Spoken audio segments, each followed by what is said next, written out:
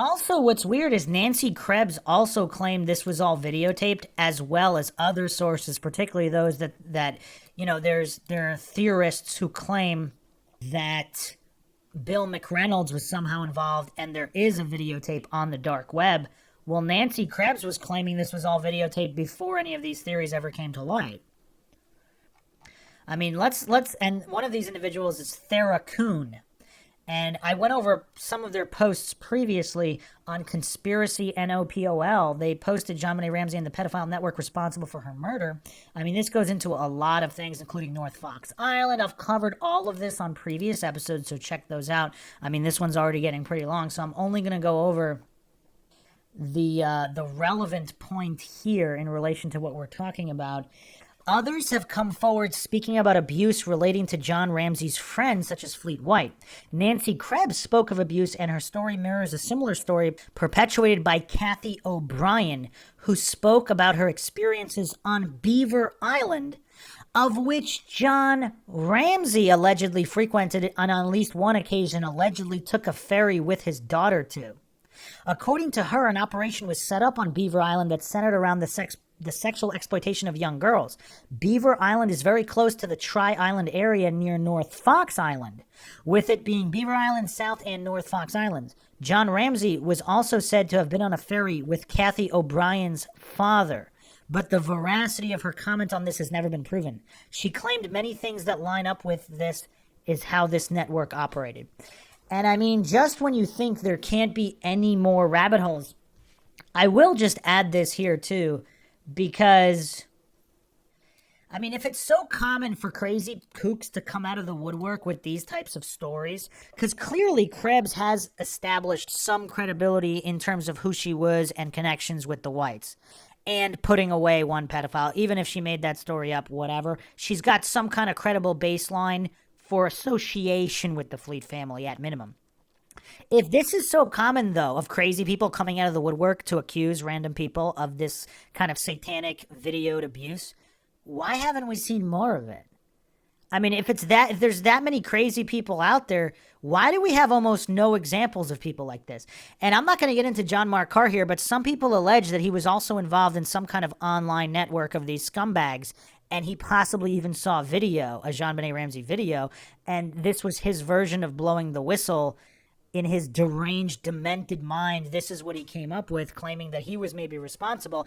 I mean, look, if we're going down every rabbit hole possible, is it possible some of these scum actually pay money for these types of tapes and they wanted something done to JonBenet Ramsey? So even though they weren't present at location, they like ordered a request for some kind of video and it was done and she happened to die, even if that wasn't the intention. I mean, we're talking about the lowest of the low scum in the world that would obviously be involved in this. But if this is true, and they are, does that explain why so many wackos have claimed to have killed her? Are they simply part of this online dark web network? Now, some people, of course, do not find Kathy O'Brien credible. So she claims to have been a victim of government mind control programs like Project Monarch, CIA's Project MK Ultra, and yeah, I mean, she's authored all these books, so some people believe she's not credible, whereas I don't know if Nancy Krebs is coming out with books and doing all these appearances. And Kathy O'Brien, of course, has made some really, really bold claims. So, yeah. I mean, including, obviously, these sex slaves rings, child abuse, and also presidents using hologram technology, etc., etc. Her claim is actually interesting because she claims that they're using hologram technology to make themselves look like reptilian shapeshifters. That's an interesting one, is it not? It's like the Operation Bluebeam version of David Icke. Because if David Icke's research is all legit and all of the witnesses are telling the truth in terms of they witnessed somebody glitching and turning into a reptilian alien, if that's all man-made technology, they could pass all these lie detector tests or whatever and appear credible because they are credible. That's what they saw. That doesn't mean that interdimensional alien shapeshifters are real. That just means they appear to be using some kind of technology. But yeah, I mean, Beaver Island is that's another huge rabbit hole. Here's a post by Conscious Language 92.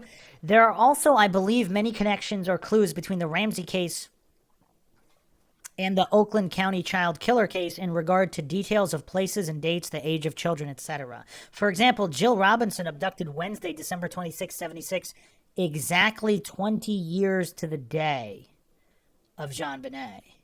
Both girls murdered. Both cases involve specifically bikes. Christmas, snow, both clothed. Jill was age 12. JONBENET size 12 underwear. Both names start with the letter J. JONBENET was found with beaver hairs on her hand. Jill was found next to Beaver Road sign.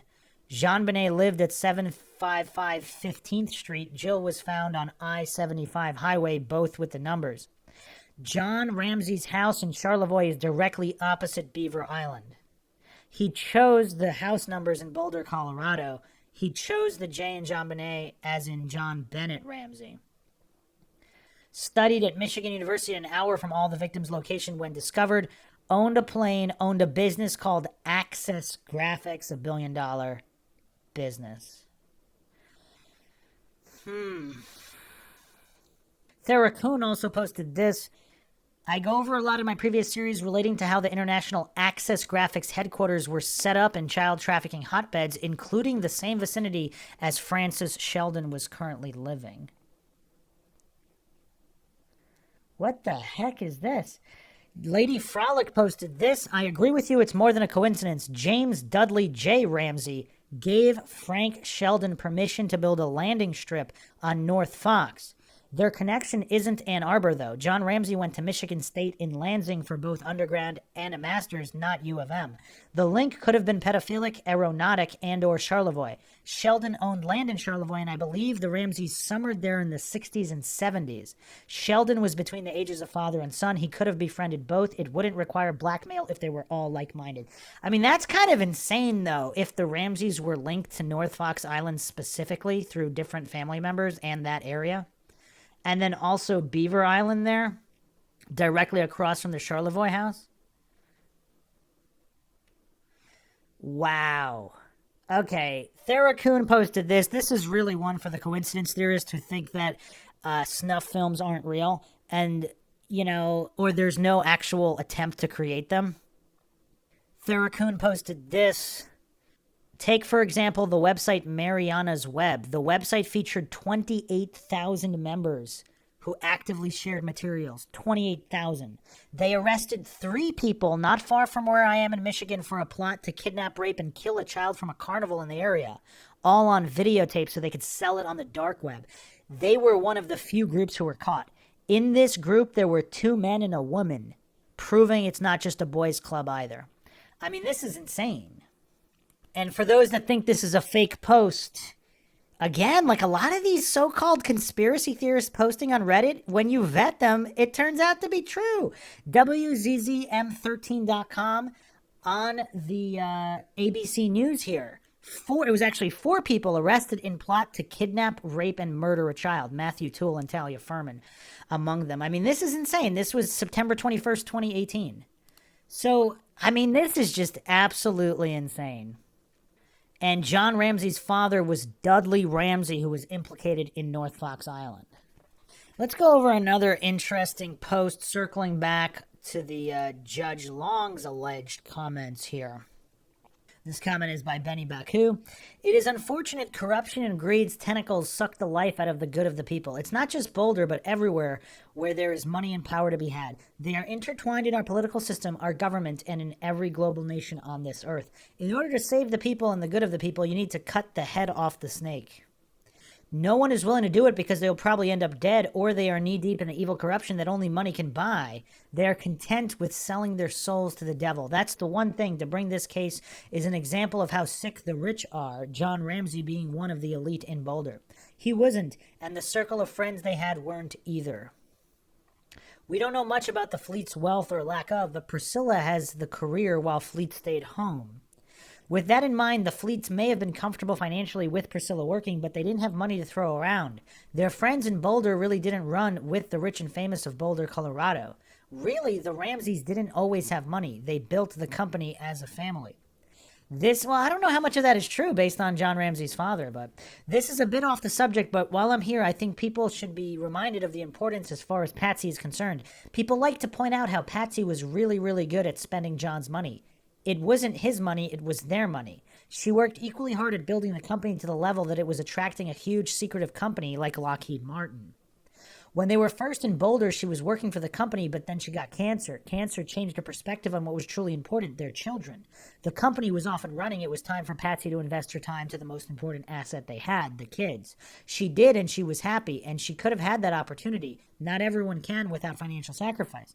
Back to my issue with the pedophile rings and why I find it a dangerous diversion to this case. There was and is no evidence John Ramsey was involved in such a depraved network. This was a homicide. Why the Ramseys and JonBenet were chosen, we don't know. We don't know because we don't have the missing piece, the intruder and or intruders. Until then, to spend energies on far-fetched theories that take people down rabbit holes serves no purpose except take you down rabbit holes of no return. Well, unless some of the rabbit holes are true. As far as whether this judge did or didn't state this just messes with the mind and focus of who did this. Then I wonder how in the world did pedophile rings enter into this narrative? Children are murdered by psycho pedos all too often, but how in the world does a ring of wealthy and powerful pedophiles come into play in this homicide, whereas in the murders of children in this country, such theories don't come into play? Well, and how many? In some of them they would, some of them they wouldn't, right?